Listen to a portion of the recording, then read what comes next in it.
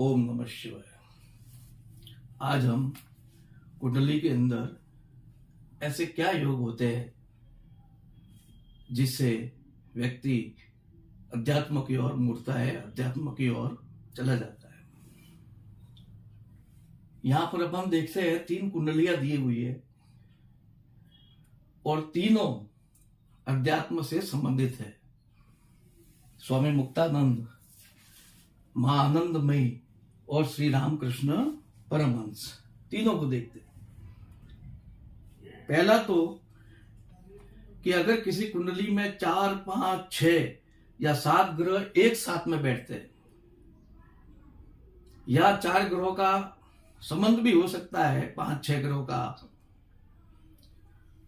और तो जब 4, 5, 6 ग्रह साथ में बैठते हैं तो प्रवज्या योग बनता है, जिसको संन्यास योग भी कहते हैं। या फिर लग्नेश शनि के दृष्काण में हो, दृष्काण कुंडली जो होती है लग्नेश शनि के दृष्काण में हो और मंगल शनि के नवमांश में हो, तब भी जो है वो आध्यात्मिक योग बनता है। और 9वें और 5वें भाव में शुभ ग्रह हो और उसके ऊपर कोई पाप ग्रह की दृष्टि न हो। 9वां और 5वां भाव बहुत महत्वपूर्ण है, धर्म त्रिकोण है, और उसमें शुभ ग्रह होना चाहिए और कोई भी अशुभ दृष्टि पाप ग्रह की उसमें नहीं होनी चाहिए। फिर लग्न, चंद्रमा और बृहस्पति, इन तीनों पर शनि की दृष्टि होनी चाहिए, तीनों के ऊपर, लग्न, चंद्रमा और गुरु के ऊपर। और साथ में अपन कहेंगे गुरु 9वें भाव में हो, यानी 9वां भाव जो है धर्म भाव भी कहलाता है। या फिर शनि चंद्र के दृष्काण में हो और अथवा शनि या मंगल के नवमांश में हो। चंद्रमा शनि के दृष्काण में हो अथवा शनि या मंगल के नवमांश में हो और चंद्रमा के ऊपर शनि की दृष्टि हो। शनि 9वें में हो और इसके ऊपर किसी भी पाप ग्रह की, किसी भी ग्रह की दृष्टि नहीं हो, या चंद्रमा खुद अपने आप में निर्बल है, कमजोर है और उस पर शनि की पूर्ण दृष्टि है, तो ऐसा व्यक्ति कहते हैं कि भाग्यहीन होकर और प्रवज्या योग धारण करता है, यानी सन्यासी बनता है। अब इसी प्रकार से अपन देखते हैं कि जन्म कुंडली के अंदर एक तो ये मोक्ष स्थान है, द्वादश स्थान, इसी प्रकार से ये धर्म भाव है, 9वां स्थान, और ये जो है उपासना का स्थान है, 8वां भाव भी अध्यात्म का और गुप्त शक्तियों का जो है स्थान है। ये स्थान बलवान भी होने चाहिए। इसके साथ साथ शनि जो है वैराग्य का कारक है, शनि जो है वैराग्य का कारक है, शनि भी बलवान होना चाहिए। इस ग्रह के साथ में, इस भाव के साथ में शनि भी बलवान होना चाहिए। शनि वैराग्य का कारक है और साथ साथ में केतु जो है मोक्ष का कारक है। केतु जो है व्यक्ति को मोक्ष की तरफ जो है मुड़ाता है। इसी प्रकार से अपन देखते हैं कि गुरु जो है वो ज्ञान का कारक है। अगर गुरु और शनि का कुंडली के अंदर संबंध हो जाए तो कहते हैं कि अपन ज्ञान और वैराग्य का संबंध हो गया, और ऐसा व्यक्ति, सीधी सी बात है कि उसका जो ज्ञान है वो वैराग्य की तरफ जाएगा। इसी प्रकार से सूर्य जो है वो आत्मा है, आत्मा का संबंध ज्ञान, वैराग्य, किसी से भी मोक्ष स्थान से हो तो भी वो व्यक्ति अध्यात्म की ओर प्रवृत्त होता है। चंद्र जो है वो मन है। पहली कुंडली अपन देखते हैं रामकृष्ण परमहंस की। आप सबको मालूम है कि रामकृष्ण परमहंस अध्यात्म के अंदर बहुत बड़ी सिद्ध जो है वो मूर्ति थे। मां काली का उनको साक्षात्कार हुआ। इनकी कुंडली में देखते हैं तो 3 ग्रह जो है वो एक साथ में बैठे, 3 ग्रह जो है वो एक साथ में बैठे हैं। साथ में अपन देखेंगे कि गुरु की इसके ऊपर दृष्टि है, यानी सीधी सी बात में अपन कह सकते हैं कि 4 ग्रहों का इस भाव से संबंध हो गया है। अब इसी प्रकार से यहां पर अपन देखते हैं कि मोक्ष स्थान में मंगल उच्च का होके बैठा है और मोक्ष स्थान का स्वामी शनि भी उच्च का होके बैठा है। इसलिए सीधी सी बात है कि ऐसे व्यक्ति का मोक्ष जो है वो होता है। 7, 8, 9 केतु की द्वादश स्थान में दृष्टि भी है। इसी प्रकार से अपन देखते हैं कि गुरु जो है, गुरु इनकी कुंडली के अंदर 5वें भाव में बैठा है। और गुरु पंचम भाव में बैठा है, साथ में गुरु और शनि का संबंध भी हो रहा है। 1 2 3 4 5, गुरु पांचवी दृष्टि से शनि को देख रहा है, यानी गुरु और शनि का भी एक दूसरे से संबंध हो रहा है। धर्म स्थान का स्वामी शुक्र जो है वो उच्च का होके बैठा है द्वितीय स्थान में।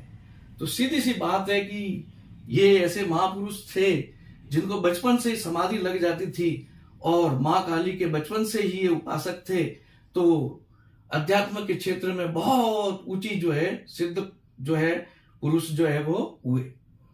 इसी प्रकार से अपन आगे देखते हैं तो ये धर्म त्रिकोण 1 2 3 ये स्थान भी बलवान है। छठे भाव का स्वामी देखते हैं बुध, तो बुध जो है उसके ऊपर गुरु की दृष्टि है, तो अष्टम भाव भी जो है वो इनका बलवान है। अब आगे आते हैं मां आनंदमयी। मां आनंदमयी भी अध्यात्म के क्षेत्र में बहुत ऊंचा स्थान रखते हैं। इनकी कुंडली के अंदर अपन देखते हैं तो भाग्य स्थान का स्वामी मंगल तृतीय स्थान में, और भाग्य स्थान का स्वामी मंगल खुद धर्म भाव को देखता है, चंद्र को देखता है। चंद्र नीच होकर के भी यहाँ पे बलवान बनेगा क्योंकि गुरु की इसके ऊपर शुभ दृष्टि है। अब इस कुंडली में देखते हैं तो गुरु बलवान है, चंद्र भी बलवान है क्योंकि मंगल की चंद्र के ऊपर दृष्टि है, चंद्र नवम भाव में है, शनि भी बलवान है, साथ में अपन देखते हैं सूर्य और ये भी स्थिति अच्छी है।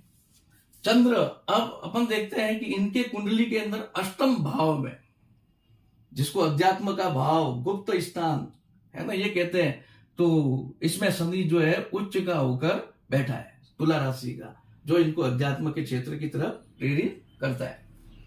इसी प्रकार से यहाँ का भाव धर्म भाव का स्वामी जो है मंगल है, नवम भाव का स्वामी वो भी तृतीय स्थान में, पाप ग्रह हमेशा तृतीय स्थान में बलवान होते, तो ये भी बलवान है। गुरु जो है, गुरु 7 8 9 10, अब यहां पर देखते हैं कि गुरु का शनि से संबंध हो गया है क्योंकि गुरु की दृष्टि 7वीं 8वीं 9वीं और 10वीं, गुरु और शनि जो है गुरु को 9वीं ये 10वीं दृष्टि से जो है वो देखता है, इसलिए इनका ज्ञान और वैराग्य का संबंध हो गया है। मोक्ष स्थान का स्वामी जो है शनि है वो उच्च का होकर के बैठा है, इसलिए मोक्ष निश्चित है। केतु की दृष्टि जो है मोक्ष स्थान के ऊपर है, जो ये भी फायदा करती है, और शनि मित्र है उसके ऊपर दृष्टि है। तो इनकी कुंडली के अंदर भी अपन देखते हैं आध्यात्मिक योग है। साथ में अपन देखते हैं कि जो है कि गुरु जो है अध्यात्म का कारक है, गुरु ज्ञान का कारक है, ये पंचम भाव में उच्च का होकर के, कर्क राशि में उच्च का होकर के बैठा है, जो भी अच्छा फल देता है। अब तीसरी कुंडली अपन देखते हैं स्वामी मुक्तानंद जी की। स्वामी मुक्तानंद जी के देखो अपन देखेंगे आध्यात्मिक कारक जो ग्रह है शनि, इसी प्रकार से सूर्य चंद्र, इसी प्रकार से गुरु और इसी प्रकार से केतु, ये सब बलवान है, सब अपनी अपनी स्थिति में मजबूत है। इनके अगर धर्म भाव की बात करें तो धर्म भाव का स्वामी यानी 9वें भाव का स्वामी बुध जो है केंद्र के अंदर बलवान बना है, और साथ में अपन कहेंगे कि गुरु और शनि का संबंध है। गुरु 9वीं दृष्टि से शनि को देख रहा है, 7 8 और 9, गुरु जो है 9वीं दृष्टि से शनि को देख रहा है, इसलिए ज्ञान और वैराग्य का संबंध हो गया है। फिर अपन कहते हैं कि द्वादश स्थान में इनका जो है उच्च का होकर के केतु बैठा है। जब केतु द्वादश स्थान में बैठता है तो ही मोक्ष देता है, और इनका तो केतु जो है उच्च का होकर के बैठा है, जो सीधी सी बात है कि मोक्ष का कारक है और मोक्ष देता है। द्वादश स्थान में जब केतु होता है तो वो व्यक्ति जन्म मरण के चक्कर से मुक्त हो जाता है, यानी सीधा उसका मोक्ष जो हो जाता है। फिर इसी प्रकार से इस भाव का स्वामी अपन देखते हैं शुक्र, जो इधर बैठा है।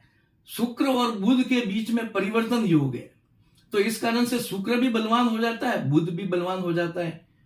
तो शुक्र इनका किस भाव का स्वामी? पंचम भाव का स्वामी है, तो शुक्र भले नीच है लेकिन परिवर्तन योग से बलवान बन जाता है, तो शुक्र भी इनका अच्छा है। इस प्रकार से नवम भाव में 3 ग्रहों की युति, और देखो चंद्रमा के ऊपर सूर्य के ऊपर शनि की दृष्टि, शुक्र के ऊपर शनि की दृष्टि, तो इनका वैराग्य से संबंध हो गया है।